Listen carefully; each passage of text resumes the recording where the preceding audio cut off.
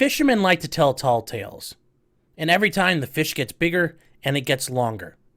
But eventually, can this lead to criminal activity? Well, if you take it too far, yes. And what's too far? Well, cheating in a fishing tournament. And for two guys, Jacob Runyon and Chase Kaminsky, that happened this past week. They were part of the Lake Erie Walleye Tour, which happened to be on Lake Erie, if you're not familiar with where that's at. And they were fishing for walleye, which are actually really good eating if you don't mind all the mercury. Now, Runyon and Kaminsky were big names on the fishing circuit in this area. Why? Because they had won the Walleye Tour before and were known for their ability to catch fish all the time and catch monster fish. Well, their luck ran out this past week. What happened? Well, they got caught. During their weigh-ins for fish, they brought in a handful of fish that weighed over 30 pounds. Nearly 15 pounds heavier than anybody else. And upon people protesting, the fish were cut open, and what did they find? I gotta tell you, you gotta beat 16 some pounds. 33.91, 33.91, your new leaders, locking it in, team of the year, definitely team of the year champions. Round of applause, you got Chase Kaminsky, Jake Runyon. We need pictures of those fish over here. Stick around a while.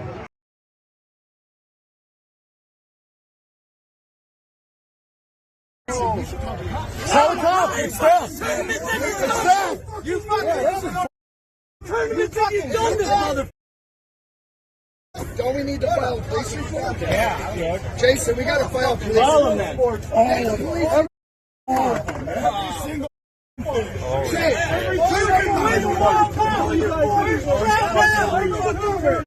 Can't do. I mean, we're do it.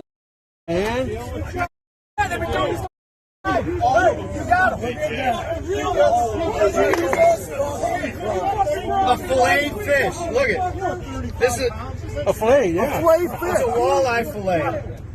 Yes, you saw that right. They used lead weights and fillets of walleye shoved into the fish they caught. Now the lead weights, well, come on, that's child's play. But the fillets of fish are an old school trick. And in bass tournaments, they actually used to pour sand in the fish to try to gain weight.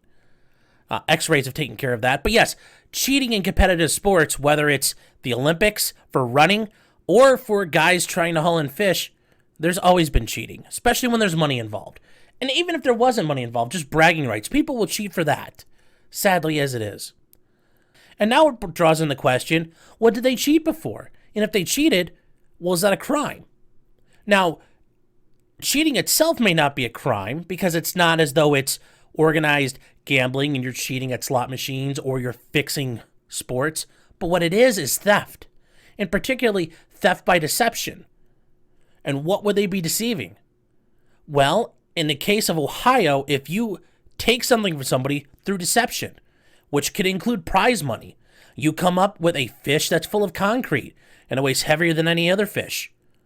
And the company that's handing out the prize money for the heaviest fish gives it to you, thinking you had the heaviest fish.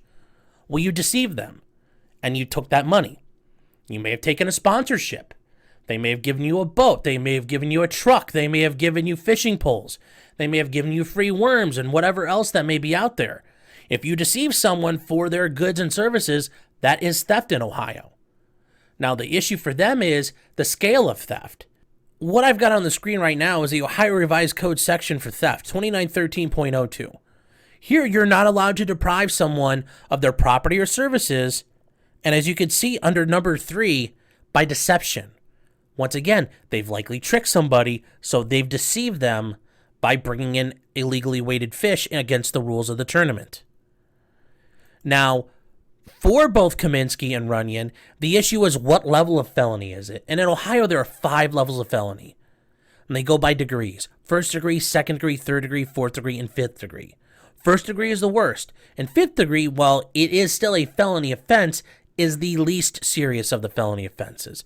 Certainly you wish you wouldn't have a felony charge at all, but if it comes down to it, that's the preferred one to have. Now, there are different levels of this, and it's all establishing on the value of those goods or services that were stolen. In this case, I think these guys are likely to face somewhere in the neighborhood of a third-degree felony.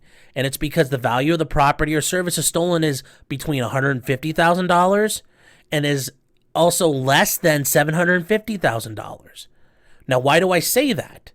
Well, when you look at the previous checks that I'm showing now, people who won events in 2021, just winning the little events, well, you win a nice little bit of money. But then you see for this year, they show you what's the 2022 payouts. Well, for third place, you could get $65,000 if you won in third.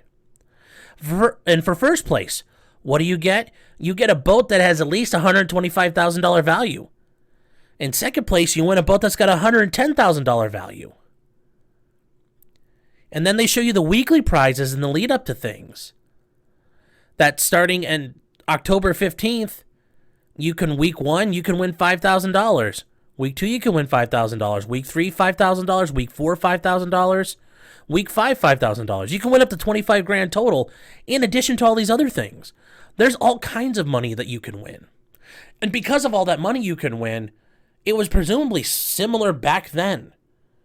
And then if you look at these guys' shirts, they've got sponsorships all over them. So it's not just the tournament money they've taken, but sponsorship money. Sponsorship for boats, clothes, equipment, maybe even a car or a truck, and a trailer, and then a trailer to haul that boat that they might be sponsored by. There's any untold number of ways these guys likely cheated and screwed people out of money. And I forgot to mention this, a third-degree felony, Ohio, you could face anywhere from 9 months in prison to 36 months in prison. Now, it's not mandatory time, and there's no presumption that they would face that time. Certainly, there'd be restitution required, but to steal and scam that much money isn't going to look good in front of a court, and a court may, if they don't make you go to prison, you're going to be doing some jail time, and that's going to be great sitting in the jail cell with somebody, and they have to explain why you're there. I cheated in a fishing tournament, as you tell your cellmate who's there for attempted murder. I would like to add, certainly, if there are no criminal charges, these guys will certainly be on the hook for civil charges because they did deceive people and they committed fraud. So at the very least, these tournaments and sponsors will be able to get their money and supplies back and go after these guys for every dime if there is no criminal prosecution. So that's it for today, guys. Please give me a like or subscribe. I would greatly appreciate it. Questions or comments below. Let me know, do you really think this is a proper use of the justice system to go after these guys? Should that be done, or should we just let the civil courts handle it? It is a bit of an interesting issue because the victims are people involved in this little area. It's not a greater part of society that's being affected. It's a very niche area. So I'm curious to hear what you guys think. So remember, until next time, just because you did it doesn't mean you're guilty. Unless you're these assholes trying to cheat at fishing, and then, yeah, you guys got caught.